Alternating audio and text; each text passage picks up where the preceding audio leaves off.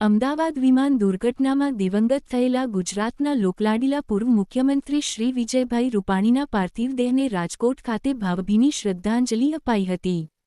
BAPS Swaminarayan સંસ્થા અને પરમ પૂજ્ય મહંત સ્વામી મહારાજ વતી સંતોએ ભગવાનનો પ્રાસાદિક પુષ્પહાર અર્પણ કરી શ્રી વિજયભાઈ રૂપાણીને શ્રદ્ધાંજલિ અર્પણ કરી હતી.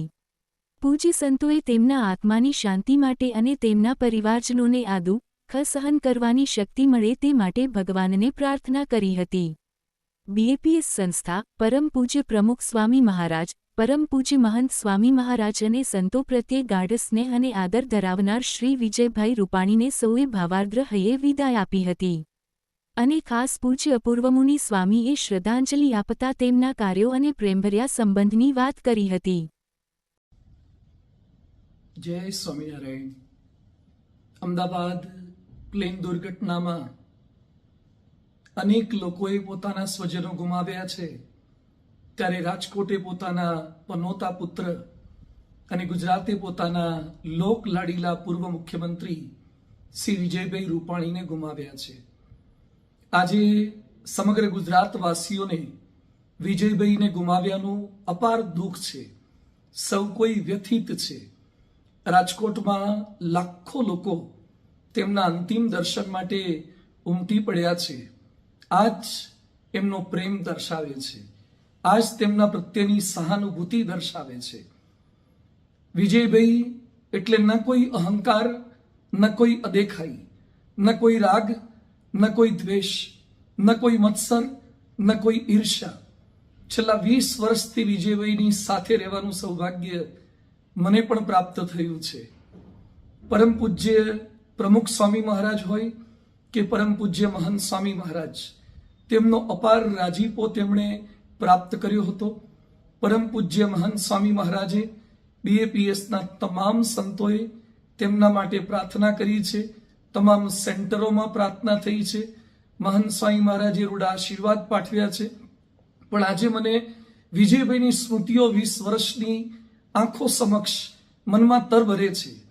એક નિખાલસ વ્યક્તિત્વ, એક નિર્દોષ ચહેરો, એક સ્વજન સમા વિજયભાઈ હતા. દરેક સંસ્થાઓ સાથે એવો નાતો.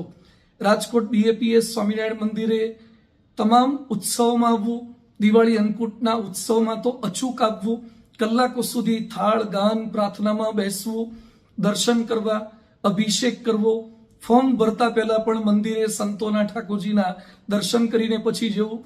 એમના ઘરે પણ અમે સંતો જઈએ ત્યારે એક ભક્ત તરીકે સંતોનો આદર સત્કાર કરવો, કે મુખ્યમંત્રી થયા પછી પણ મળવા ગયા ત્યારે પોતાના સ્થાનેથી ઊભા થઈને સંતોને સામેથી સ્વાગત કરવા માટે જવું, ચરણ સ્પર્શ કરીને પગે લાગવું. કોઈ સમારંભમાં મળી ગયા હોય, ભગવું કપડું દેખાઈ જાય તો સામેથી ત્યાં પહોંચી જવું, સંતોની વ્યવસ્થા કરવી, જ્યાં સુધી સંતો ન બેસે ત્યાં સુધી પોતે ન બેસવું. આ એમનો સંતો પ્રત્યેનો અનહદ આદર હતો.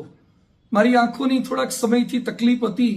ડોક્ટરો માટે એટલી ભલામણ કરે, દર મહિને ફોન કરે, દિલ્હી એમ્સમાં વ્યવસ્થા કરે, રાજકોટ આવે ત્યારે મંદિરે બેસવા માટે આવે, ખબર કાઢવા માટે આવે.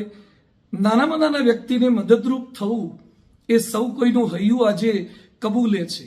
પ્રમુખ સ્વામી મહારાજના ધામગમન સમયે પણ સતત 3 દિવસ સુધી વિજયભાઈ ખડે પગે રહ્યા હતા અને સઘળી વ્યવસ્થાઓ કરી હતી.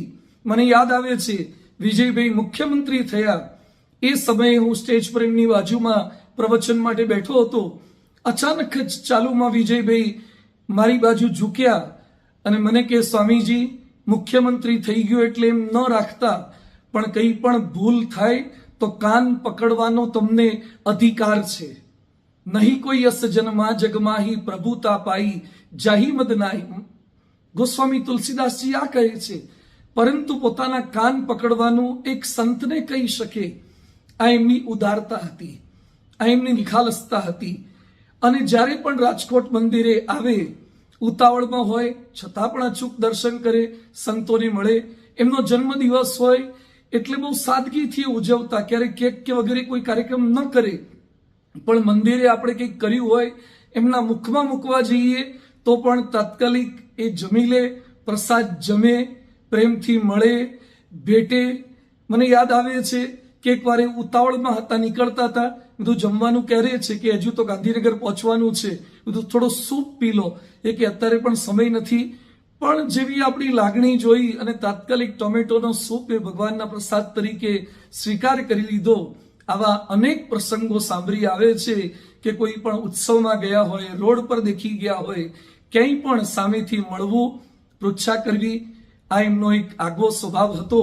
એમના પરિવારજનોને આ દુઃખ સહન કરવાનું, આપણને સૌ કોઈને આ દુઃખ સહન કરવાનું બળ પ્રાપ્ત થાય અને વિજયભાઈના જે સદગુણો છે સૌ કોઈની અંદર ઉતરી આવે. વિજયભાઈ પોતે ઘસાઈને અનેકને ઉજળા કરીને ગયા છે. એમની સરળતા સૌને સ્પર્શી ગઈ છે. એમનું નિર્માનીપણું કાયમ માટે હૃદયમાં અંકિત થઈ ગયું છે. વિજયભાઈ નું પાર્થિવ દેહ આપણી વચ્ચેથી અદ્રશ્ય થયો છે, પણ એ દિલમાં વસી ગયું છે. કોણ કહે છે કે વિજયભાઈ ગયા? વિજયભાઈ અંતઃકરણમાં અમર બની ગયા. એવા લોકલાડીલા આપણા સૌ કોઈના પ્યારા વિજયભાઈને તેમના અંતિમ દર્શને, તેમના અંતિમ દિને ભાવપૂર્ણ શ્રદ્ધાંજલિ સાથે કોટી કોટી વંદન.